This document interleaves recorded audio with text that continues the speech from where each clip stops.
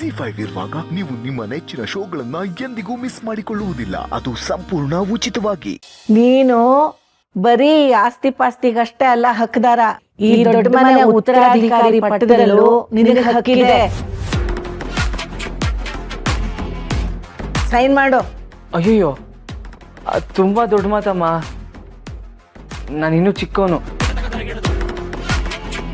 ಆಯ್ತಾಯ್ತು, ಸೈನ್ ಮಾಡು.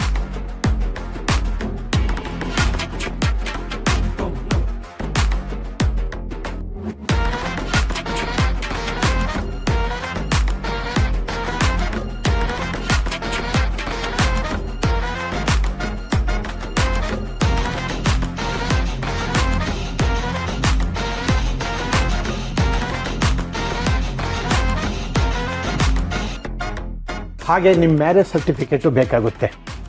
ಅದನ್ನು ತಗೊಂಡು ರಿಜಿಸ್ಟ್ರೇಷನ್ ಆಫೀಸಿಗೆ ಬಂದರೆ ಇನ್ನೂ ಕೆಲವು ಡಾಕ್ಯುಮೆಂಟ್ಸ್ ಮೇಲೆ ನೀವು ಸೈನ್ ಮಾಡಿದರೆ ಎಲ್ಲ ಆಸ್ತಿ ನಿಮ್ಮ ಹೆಸರಿಗೆ ರಿಜಿಸ್ಟ್ರೇಷನ್ ಆಗುತ್ತೆ.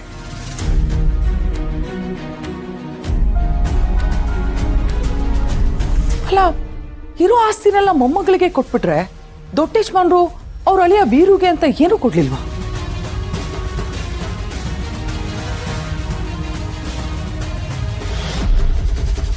ಏನಕ್ಕ ಹೀಗೆ ಹೇಳ್ತಾ ಇದೆಯಾ? ನನ್ನ ಜೀವನನೇ ಅವ್ರ ಭಿಕ್ಷೆ. ನಾನು ಏನಾದರೂ ಹೆಸರು ಮಾಡಿದ್ದೀನಿ, ಗೆದ್ದಿದ್ದೀನಿ, ಈ ಮಟ್ಟಿಗೆ ಬೆಳೆದಿದ್ದೀನಿ ಅಂದರೆ ಅವ್ರು ಕೊಟ್ಟ ಭಿಕ್ಷೆ. ಅವ್ರ ಋಣನೇ ಬೆಟ್ಟದಷ್ಟು ಇರುವಾಗ ನನಗೆ ಇನ್ನೂ ಬೇಕಾ?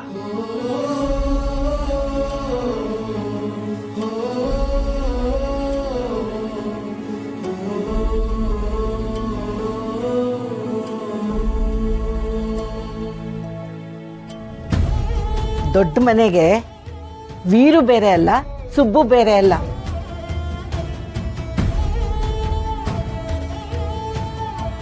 ವೀರು ನನ್ನ ಗಂಡನಿಗೆ ಪಿಯ ಆಗಿ ಬಂದವನು, ಆಮೇಲೆ ನಮಗಳಿಯ ಆಗ್ಬಿಟ್ಟ.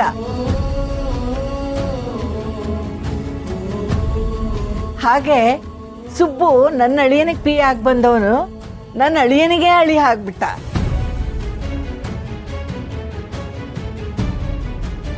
ಕಾಲ ಅನ್ನೋದು ಚಕ್ರ ಅಂತ ಕೇಳಿದ್ದೆ, ಆದರೆ ನಮ್ಮ ಜೀವನದೆಲ್ಲ ಹೀಗಾಗುತ್ತೆ ಅಂತ ನಾನು ಅಂದ್ಕೊಂಡಿರ್ಲಿಲ್ಲ.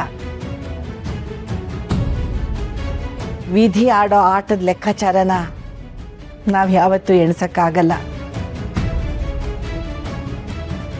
ನನ್ನ ಗಂಡ ವೀರುಗೆ ಯಾವ ಆಸ್ತಿನೂ ಕೊಡಬೇಕಾಗಿಲ್ಲ. ಯಾಕೆಂದ್ರೆ ವೀರುನೇ ನಮಗೆಲ್ಲ ಆಸ್ತಿ. ನಮಗ್ ಮಾತ್ರ ಅಲ್ಲ, ಇಡೀ ರಾಜ್ಯಕ್ಕೆ ವೀರು ಆಸ್ತಿ. ಅದಕ್ಕೆ ಕಾರಣ ನನ್ನ ಯಜಮಾನ್ರು ಅನ್ನೋ ಹೆಮ್ಮೆ ನನಗಿದೆ.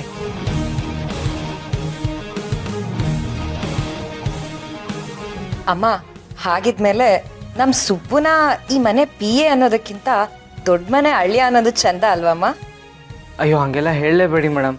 ನಾನು ಯಾವತ್ತಿದ್ರೂ ಈ ಮನೆ ಸೇವಕ ಅಷ್ಟೇ. ನನಗೆ ಸೇವೆ ಮಾಡೋದ್ರಲ್ಲೇ ತೃಪ್ತಿ ಇದೆ. ನಾನು ಅದರಲ್ಲೇ ಖುಷಿ ಕಂಡ್ಕೋತೀನಿ. ಇದಕ್ಕೆ ಕಣೋ ಸುಬ್ಬು ನೀನ್ ಇಷ್ಟ ಆಗೋದು. ನಮ್ ವೀರು ಇವತ್ತಿಗೂ ಇದೇ ಮಾತು ಹೇಳ್ತಾನೆ.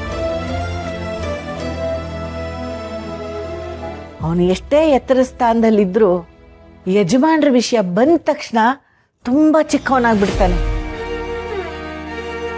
ದೊಡ್ಡವ್ರ ಮುಂದೆ ಚಿಕ್ಕವರಾಗೋದೇ ದೊಡ್ಡ ವ್ಯಕ್ತಿಗಳ ದೊಡ್ಡ ಗುಣ.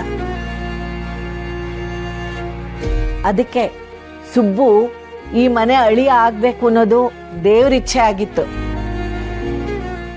ZEE5 ಆಪ್ ಡೌನ್ಲೋಡ್ ಮಾಡಿ ಎಲ್ಲಾ ಸಂಚಿಕೆಗಳನ್ನು ಸಂಪೂರ್ಣ ಉಚಿತವಾಗಿ ನೋಡಿ.